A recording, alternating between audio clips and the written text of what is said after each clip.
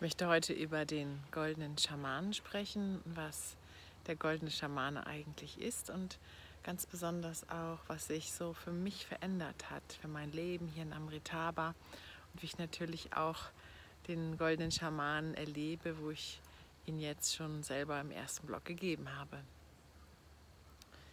Ja, der goldene Schamane ist erstmal ganz anders.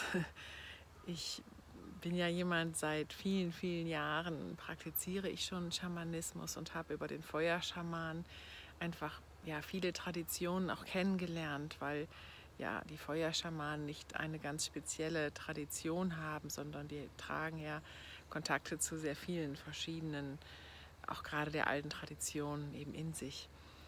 Und ja, so weiß ich natürlich um diese Kraft, ne, des Schamanen, der Rituale, der schamanischen Reisen, wo man Menschen in ganz andere Dimensionen begleiten kann. Die Krafttiere, also diese vielen schamanischen Elemente, die Trommel natürlich, ne, und weiß einfach, wie viel die bewirken können, wie kraftvoll die sind. Und dann kommt man zum goldenen Schamanen und findet nichts davon wieder. Das ist gerade so, als wenn man überhaupt nicht anschließen kann an das, was man eigentlich schon weiß. Oder dass man das, was man eigentlich schon hat, mitbringen kann und darauf aufbauen kann, sondern der goldene Schamane zwingt einen, komplett neu anzufangen, komplett neu zu schauen, sich komplett frei zu machen von all dem, wo man denkt, so ist es gut, so ist es richtig, so bewirkt es ganz viel. Das heißt im Endeffekt für mich nicht, dass ich glaube, dass die alten Traditionen oder das, was es alles schon gibt, ausgedient hat. Das, was meine Wahrnehmung ist, dass viele ein bisschen stehen geblieben sind. Einfach in dem, was sie kennen, was sie wissen. Natürlich sind wir immer dran, zu erneuern, zu erweitern. Aber das, was heute in dieser Zeit möglich ist, das ist einfach ein Schritt, das kann ich für mich sagen, ich erst mit dem goldenen Schamanen gehen konnte. Ja, ich habe immer gedacht, es ist notwendig, die Leute so sehr an die Hand zu nehmen, ihnen so viele Hilfen zu geben, über so viele Ebenen, dass sie sonst gar nicht es ihnen ermöglicht würde, in diese anderen Dimensionen einzutreten, in diese anderen Wahrnehmungsebenen einzutreten. Ja, und der goldene Schamane hat mich nun gründlich eines Besseren belehrt. Doch es ist möglich, es ist leicht und es kann ganz selbstverständlich sein, diese Ebenen zu betreten. Und es kann mit viel, viel weniger, viel, viel mehr passieren.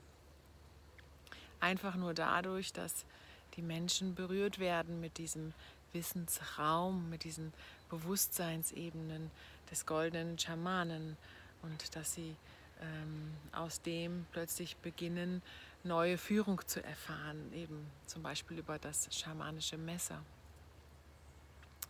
Ich bin es gewohnt, natürlich höhere Führung zu empfangen.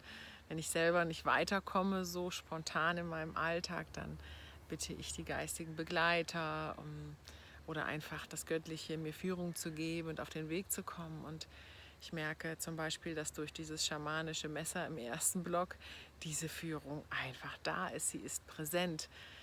Das Messer bietet eine Ebene, die eben auch nicht polar gebunden ist, sondern die frei ist, die ganz rein ist, die ganz frei ist von unserem Denken und unserem Gewohnten. Und trotzdem ist es etwas, was sich ganz tief mit dem eigenen Alltag verbindet, mit dem eigenen Wesen verbindet. Es ist gerade so, als wenn diese Führung einfach in einem selber sich installiert hat, ne? Als wenn dieses schamanische Messer ganz eins mit einem geworden ist und man diese Führung eben in jedem Moment lebt. Und was ich für mich selber feststellen kann, ist, dass, wo ich früher oft gesagt habe, ich weiß es gerade nicht, ich gebe es mal ab an meine geistigen Begleiter, ist heute eine ganz andere Führungssicherheit da, Führungsimpulse kommen zu lassen, ihnen zu folgen und sie umzusetzen. Dann im zweiten Block kamen die Seelenklänge dazu, was eine komplett andere Ebene ist.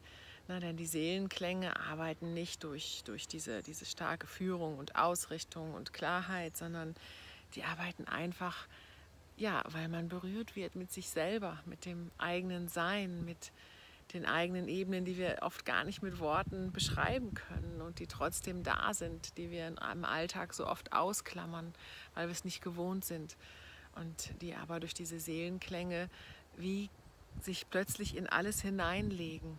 Man ist wie angebunden. Es ist auch wieder wie ein neuer Raum, ein neuer Bewusstseinsraum, wo wir uns einfach mehr spüren, lebendiger spüren, anfangen zu schwingen, mehr in uns selber zu schwingen. Das ist das, was die Seelenklänge bringen. Und in dieser Kombination von Führung und Sein merke ich einfach, das sind Ebenen, die ja, bis jetzt von allem, was ich gekannt habe, unschlagbar sind. Und dann war natürlich gleich das große Ding, dass ich sage, okay, in Santa Fe, unter Leitung von Agni funktioniert das alles. Da ist es einfach, dieser magische Platz und ja, von Agni direkt. Und war dann doch etwas skeptisch, ob das jetzt auch in Amritaba so fließt, unter meiner Führung. Und hatte dann die erste Gruppe, ja, wann war es jetzt? Mai, genau, im Mai diesen Jahres, noch gar nicht lange her.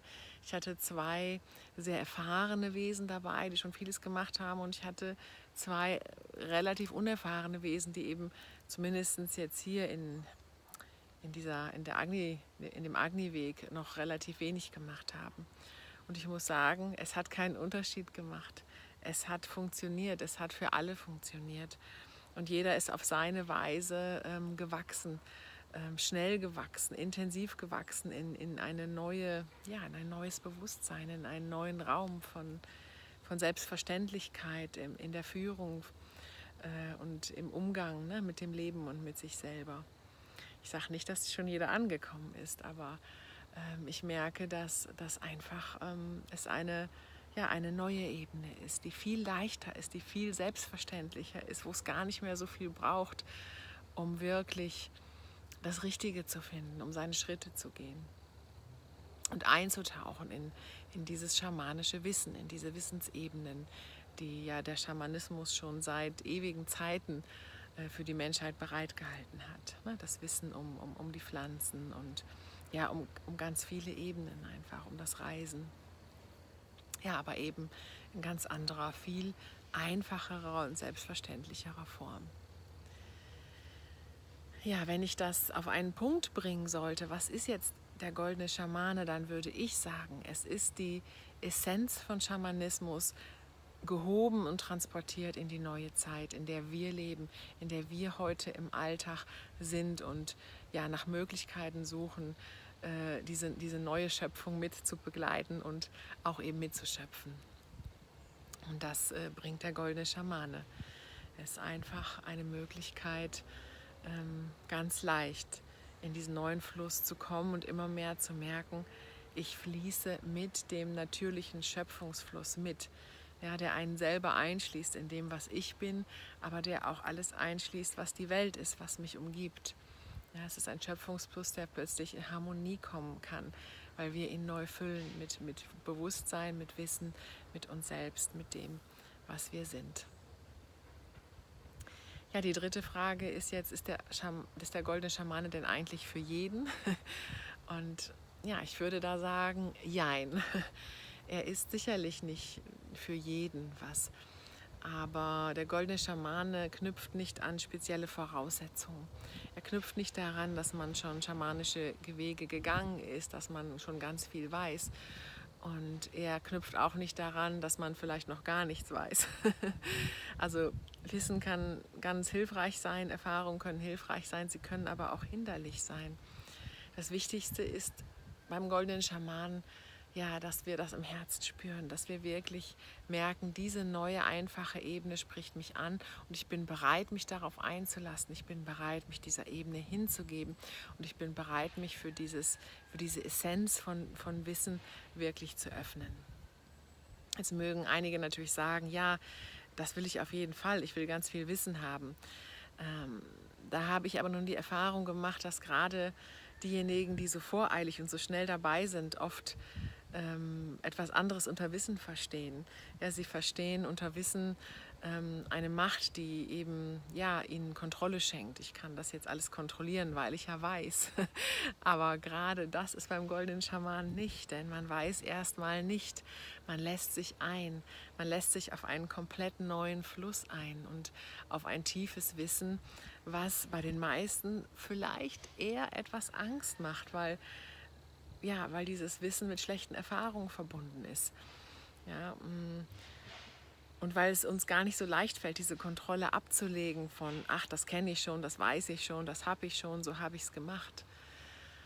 Der goldene Schamane setzt voraus, dass wir uns leer machen, dass wir dieses Alte verabschieden und uns etwas öffnen, was wir erstmal nicht einkategorisieren können, was wir erstmal nicht genau schon wissen. Und das ist aber auch gleichzeitig das Geschenk des goldenen Schaman, weil er es auch nicht erlaubt, dass wir auf diese Dinge zurückgreifen und diese Dinge nutzen.